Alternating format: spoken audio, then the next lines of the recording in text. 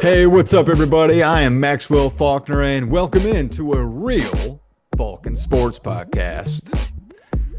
Well, March Madness is officially over. Yes, the best tournament in sports has ended, but we can all at least say that this tournament was a good one. It was. There was some great competition amongst the teams that were in it. We got to see some upsets in the first round that got me personally jumping out of my seat. The best game had to be High Point upsetting Wisconsin from that game-winning layup. That's my personal opinion. High Point's got the rebound and the outlet to Johnston. And his first two-pointer of the year gives High Point the lead. Badgers leading scorer. On the drive, he's been sensational, and his half has the shot blocked. And the Panthers are fouled with 1.6. The VCU comeback when they were 19 points down to beat UNC in overtime. Inside by Powell. Here's Hill. Step back, Jay. Oh, yeah! No foul at all. The long toss by Stevenson. The catch, Vasar. And that's it. Upset madness. Of course, everyone is talking about UConn's comeback versus Duke when they were also 19 points down to come back and win it on a steal and basically a half-court three-pointer. To go. Got to cut and run through the ball. They'll do better than this guy. Get it into Boozer. Back for Sarr. Ahead. Boozer. That ball deflected and stolen by Mullins. Caravan, 2 seconds. Mullins tosses it up. Ah! It's good. We're point three. UConn goes in front. The Final Four kind of was disappointing to me. UConn controlled that whole game versus Illinois, and Michigan beat Arizona by it felt like 100, right? The championship game was, in my opinion anyway, it wasn't a terrible game, but it was not that exciting, right? I've seen better ones. But overall, this was a great tournament, okay? It was good. Now that the season is over, we all know that this is when the players decide whether or not they are going to enter the NBA draft.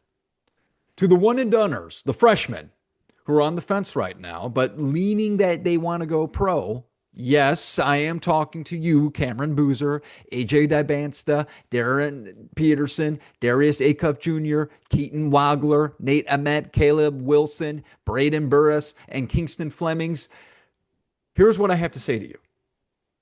Stay in college to develop your game. And here are the reasons why you should. Let's be honest. In past NBA drafts, the majority of players who think they are going to be a star in the NBA do not become that, but rather a role player coming off of the bench, right? Don't get me wrong. There are plenty of players who are ready. Cooper Flagg was ready, even though I would say staying all 4 years in college would have made him a legend in college basketball. AJ Dybantsta and Cameron Boozer are probably ready as well, but hear me out, guys. Hear me out on why you should reconsider and stay in college basketball.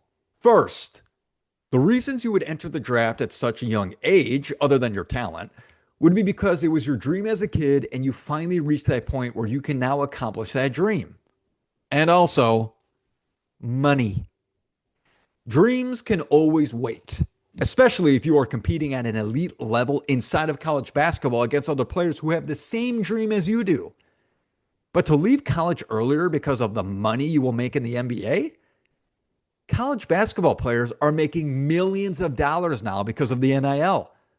Why not make as much money as you can in college first? Develop your game, become a legend, then head to the NBA as a grown man ready to step in as an elite player immediately. Let's talk about some examples. Does anyone know how much Cooper Flagg made from the NIL his freshman year? $28 million. An 18-year-old basketball player made $28 million in college. Cameron Boozer, you made $2.2 million. AJ Dybantsta, you made between $4.2 and $7 million. Darren Peterson made $3.8 million. Darius Acuff Jr. made between $1.1 and $2.2 million. Do we get it now? You made more money your freshman year of college than most kids getting a degree at the college you were playing for make in an entire lifetime. So let's go to the NBA because of money? How about learning at the university you were playing for how to save, invest, and not lose that money in the future? Second, you are coached by the best coaches in the game of basketball. These coaches not only help you to develop your game on the court, but they teach you discipline and how to act off of the court.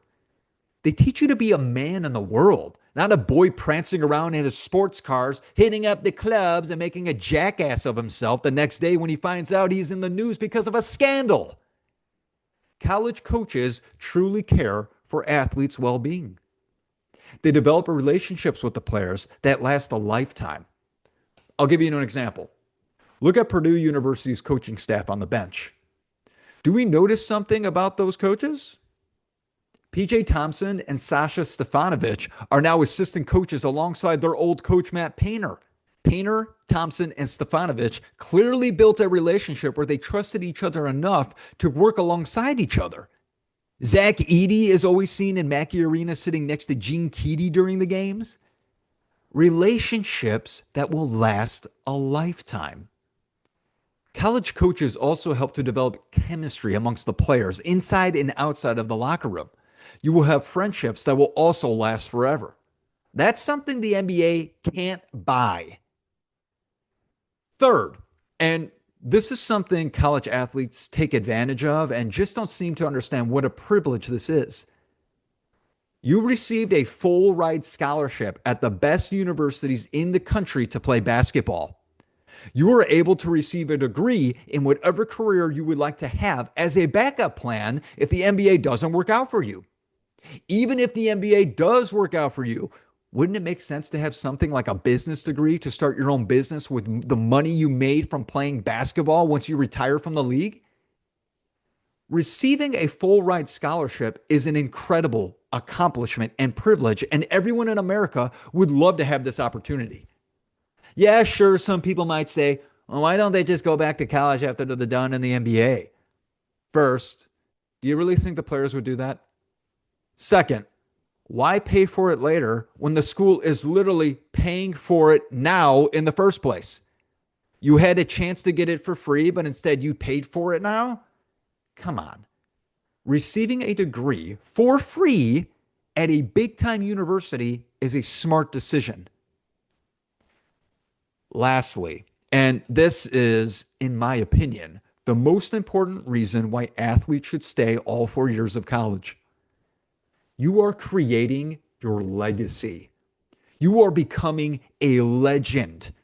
Not all of these freshmen entering the NBA draft will become NBA legends. That's a fact. But these guys can easily become legends at their universities and even in the NCAA. Look at Braden Smith from Purdue University. Regardless if you think he'll be drafted in the NBA or not, look at what he accomplished from 4 years playing at Purdue University. First, everyone now knows Smith as the assist king as he broke the men's NCAA assist record. He finished with 1,103 assists, breaking Bobby Hurley's record, which was 1,076 assists. Larson playing for his third different school, the graduate transfer. Smith, little pocket pass, Wren puts it down! And there it is! College basketball history! Braden Smith, the NCAA's all-time assist king!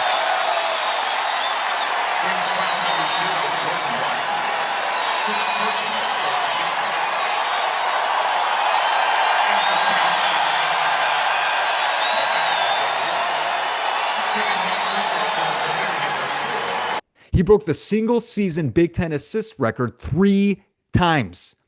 He had 292 during the 2023-24 season. The following season, he had 313. And then this season, he had 345 assists. He broke the most assists in a single game in Big Ten tournament history with 16. He broke the most assists in a Big Ten tournament with 59 total.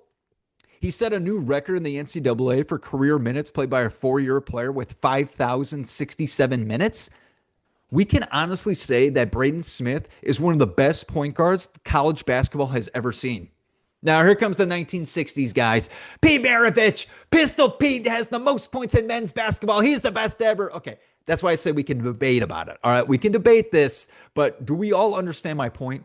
Braden Smith's jersey will be retired in Mackey Arena's rafters, probably next season, right next to his old teammate, Zach Edey. He's a legend at Purdue. Everyone will remember Braden Smith at Purdue University.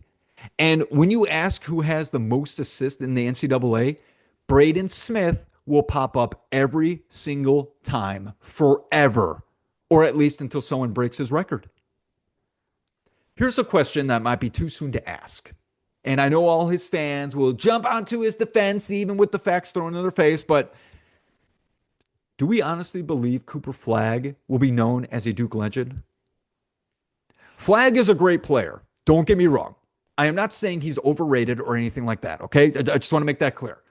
But what did he accomplish that would make him worthy of having his jersey retired in Duke's rafters amongst the 13 other legends like Grant Hill, Bobby Hurley, J.J. Redick, Shane Battier, Jason Williams, Christian Laettner, Johnny Dawkins, Dick Groat, Sheldon Williams, Danny Ferry, Mike Gminski, or Jeff Mullins?